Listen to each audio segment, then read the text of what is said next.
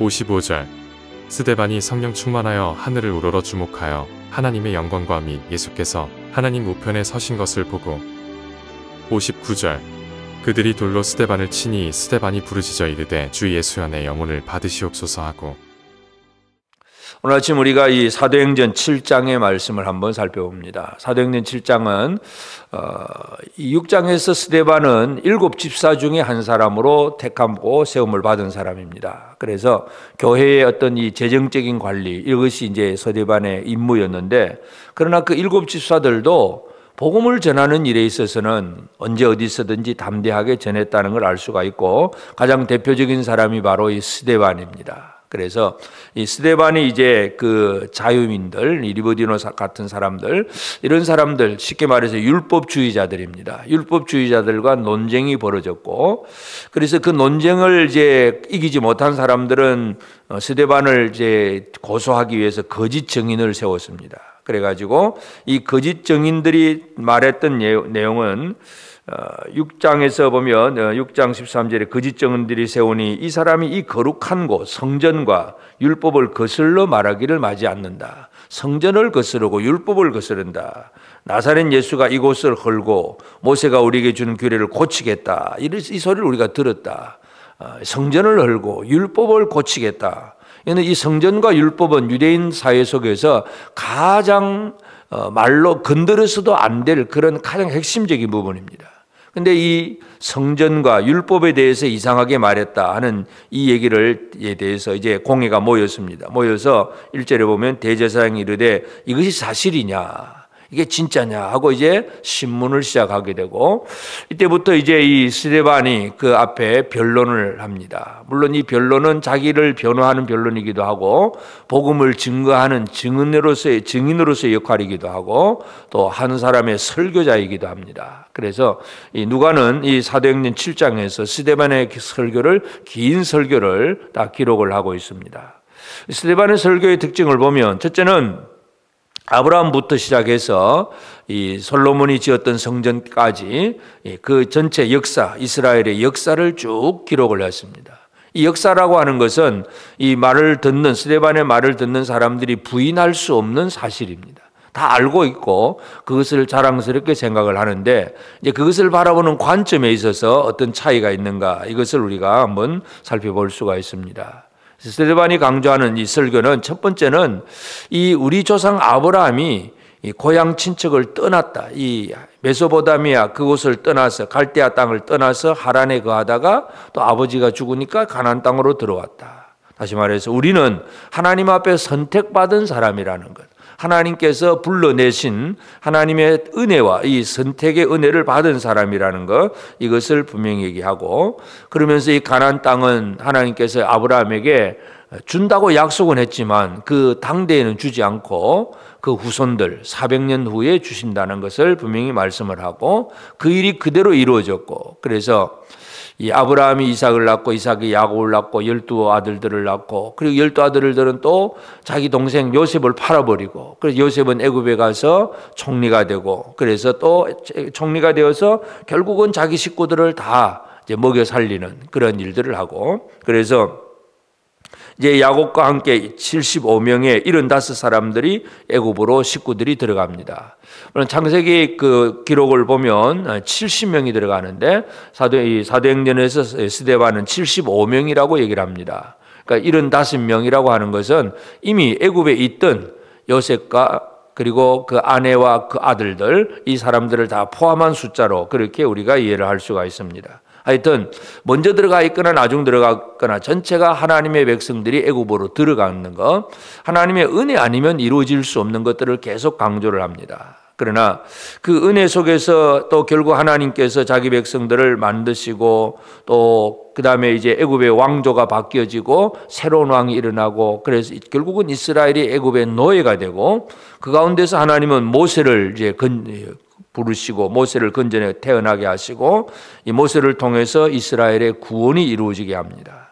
그래서 이 모세를 통해서 이루어지는 그 구원, 그리고 모세가 시내산에서 율법을 받고 하는 그 얘기들, 이 얘기들을 쭉 하면서 결국은 이 하나님께서 이 이스라엘을 구원하시고 지금까지 우리를 돌아보시고 사랑하셨다고 하는 그 사실들을 쭉 기록을 하고 있고, 그러면서 이제 이 39절에 보면 우리 조상들이 모세에게 복종하지 아니하고자 하여 거절하며 그 마음에 도리어 애굽으로 향하여 아론들어 이르되 우리가 우리를 인도할 신들을 우리를 위하여 만들라. 금송아지 만든 사건 이 얘기를 합니다. 하나님의 은혜 가운데 있으면서 구원을 받았는데도 사람들은 이와 같이 금송아지 만든 사건, 이것을 가지고 인간이 얼마나 잘못되어 있는가 하는 거, 이 얘기를 하면서 결국은 또 그 다음에 이제 44절에 광야에서 우리 조상들에게 증거의 장막이 있었으니, 모세의 성막, 증거의 장막이 있었고,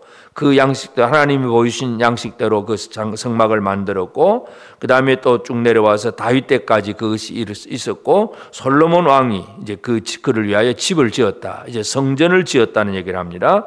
그러면서 이제 이 스데반의 설교는 성전 지은 솔로몬의 성전에 대해서 48절, 그러나 지극히 높으신 이는 손으로 지은 곳에 계시지 아니하시나니, 성전에서 선지자가 말한 바, 그러면서 그 구약의 구절을 인용을 합니다. 결국 스데반의 설교의 마지막 핵심이 뭐냐면 성전이 뭐냐 하는 얘기입니다. 하나님의 은혜 받은 사람들에게 하나님의 은혜의 성막을 만들고 성전을 만들게 했는데, 그러면 이 건물 성전이라는 게 뭐냐? 하나님은 지극히 높으신 이는 손으로 지은 곳에 계시지 아니하시나니, 건물 성전에 하나님이 있는 게 아니라는 거. 그러면서 주께서 이르시되 하늘은 나의 보좌여 땅은 나의 발등상이니 너희가 나를 위하여 무슨 집을 짓겠으며 나의 안식할 처소가 어디냐? 이 모든 것이 다 내 손으로 지은 것이 아니냐. 그래서 성전이라고 하는 것, 건물을 아주 중시하고 있는 이 유대인들에게 쭉 역사를 얘기하면서 이 성전이라고 하는 것이 어떤 의미를 가지고 있는가, 이 성전 얘기를 합니다. 그러면서 또 그들에게 무슨 얘기를 하냐면 51절, 목이 곧고 마음과 귀에 할례를 받지 못한 사람들아, 너희도 너희 조상과 같이 항상 성령을 거스르는도다. 금송아지를 만들었던 그 조상들처럼 성령을 거스른다, 그렇게 얘기를 합니다. 성전 건물에 대한 의미를 얘기하고 그들의 잘못에 대해서 성령을 거스르고 있다는 것, 이것을 얘기하며, 그리고 또 그 후손들 53절에도 너희는 천사가 전한 율법을 받고도 지키지 아니하였도다. 율법을 너희가 지키지 않는다, 이렇게 얘기를 합니다. 성전 건물에 대해서, 율법에 대해서 이 사람들은 아주 철저하지만 오히려 스데반은 그들이 성전의 의미도 모르고 율법도 지키지 않는다 하는 이 얘기를 하고, 그 말을 했을 때 54절에 그들의 마음이 찔려서 그를 향하여서 이를 갈거늘, 그냥 그 말을 들으니까 일단 양심의 가책은 받습니다. 마음에 찔립니다. 그런데 뭔가 그냥 은혜로 받아들이는 것이 아니라 분노하면서 이를 갈고 있는, 어쩔 줄을 모르는 그런 상태, 그런 어쩔 줄을 모르는 그 상태에 대해서 스데반이 한마디 더 합니다. 하늘의 보좌, 하나님의 보좌가 있고 그 인자 같으니까, 인자가 56절, 하늘이 열리고 인자가 하나님 우편에 서신 것을 보노라. 인자, 예수 그리스도가 하나님의 보좌 우편에 선 것을 내가 지금 본다고 하늘의 광경을 얘기합니다. 그 소리를 들었을 때 이 사람들은 더 이상 참을 수 없다고 하고 일제히 그에게 달려들어서 돌로 칩니다. 그 돌로 칠 때에 증인으로 선 사람은 사울이고, 그래서 결국 스데반은 교회의 최초의 순교자로서 또 그 이름을 나타나게 됩니다. 그래서 스데반은 죽을 때에 무릎을 꿇고 예수님 앞에 주 예수여 내 영혼을 받으시옵소서, 예수님께 자신의 영혼을 부탁을 하고, 그러면서 또 주여 이 죄를 그들에게 돌리지 마옵소서, 이 죄를 그들에게 돌리지 마옵소서. 예수님께서 십자가에 달려 죽으시면서 그 자기를 못 박는 자들을 위해서 용서하고 기도하신 그 그대로 스데반도 그 말 그대로 하고 있는 것을 보게 됩니다.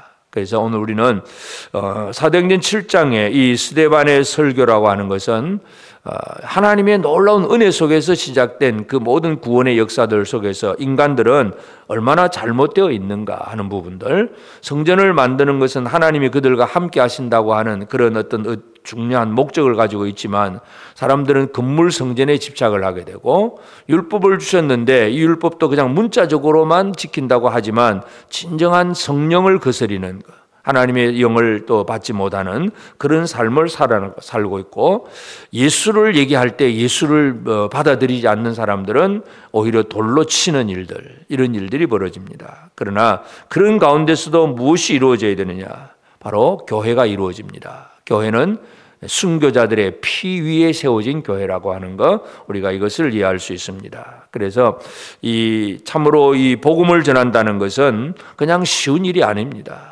목숨을 걸어야 될 일이라고 하는 것, 이것도 우리가 기억을 해야 되겠고, 성령을 거스리고 그런 사람들은 율법을 순종하지 않고 그렇게 살게 됩니다. 그래서 그들은 결국은 망하게 되는데, 오늘 우리가 살아가는 삶은 늘 우리 안에 역사하시는 성령을 거스르지 않고 성령의 이끄심에 순종할 수 있는 그런 우리 삶이 되어져야 되고, 그래서 우리가 할 일이 바로 참 이 스데반처럼 우리가 진정한 하나님의 은혜가 무엇임을 알고 그 은혜 가운데서 우리가 어떻게 살아가야 될지를 깨닫는 이 삶이 이루어져야 됩니다. 그래서 이스라엘의 역사가 은혜 받은 역사이지만 사람의 인간은 그 은혜에 대해서, 율법에 대해서 오히려 믿지 못하고 금성하지 만들고, 성전은 지어졌지만 그 성전 건물만 소중하게 생각하고 하나님과의 깊은 관계를 잃어버리는 것들, 이런 것들이 얼마나 잘못인가 하는 거 우리가 기억을 하면서, 참으로 이 최초의 순교자 스데반의 그 삶이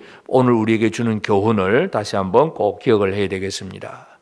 교회는 순교자들의 피 흘림을 통해서 이루어졌다는 것, 진리를 선포하고 증거하는 일은 결코 쉽지 않다는 것, 어떤 때는 목숨을 걸어야 될 일이라는 거 우리가 기억을 해야 되고, 그러나 우리는 우리 안에 거하시는 성령의 이끄심, 인도하심을 따라 살면서 참으로 이 땅에 진정한 복음을 전하게 될 때에 이것이 바로 우리 예수님, 하늘의 예수님 앞에 오늘 우리가 또 드려지는 삶이 되는 것이고, 또 십자가의 삶이라고 하는 것은 참 주를 위해서 사는 생활이기도 하고, 또 돌을 던지는 자들, 못 박는 자들, 그들을 위한 용서의 기도가 나오는 것, 누군가를 향해서 나를 저주하고 나를 비난하는 그런 자들을 향해서 오히려 용서를 빌어주는, 복을 빌어주는 그러한 일들이 바로 복음을 전하는 자의 삶이라는 것 기억하면서, 오늘도 우리가 하나님께 영광을 돌리고 우리의 모든 이웃들에게 은혜와 사랑을 나누는 복된 삶을 살아가는 우리 모두가 되어지기를 주의 이름으로 축복합니다. 기도하십시다. 이제 오늘 받은 말씀으로 함께 기도하겠습니다. 진리를 증거하는 일에 목숨을 걸었던 믿음의 선조들을 기억하며 말씀 듣기를 거부하는 이 시대에도 순교신앙을 가지고 복음을 전할 수 있도록 담대함을 더하여 주옵소서. 자기에게 돌을 던지는 자들에게 죄가 돌아가지 않기를 구하는 스데반처럼 나를 미워하고 박해하는 자들을 향한 사랑과 용서의 기도를 할 수 있는 넓은 마음을 주옵소서.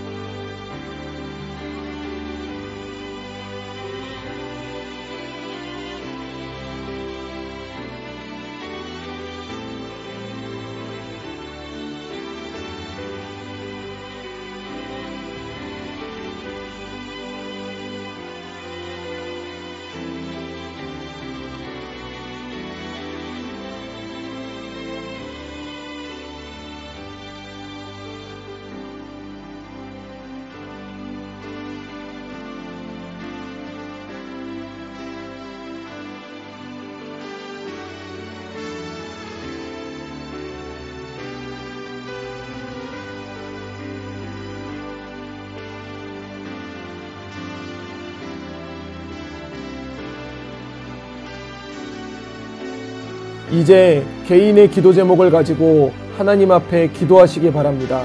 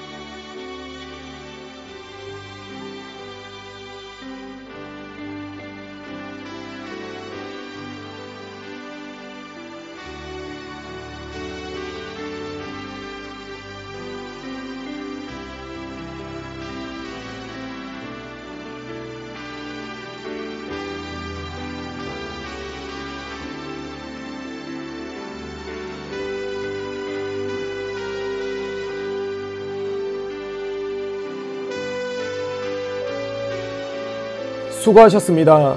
오늘도 하나님의 인도하심 가운데 승리의 하루를 보내시는 우리 재건부평교회 모든 성도님들이 되시기를 주님의 이름으로 축복합니다.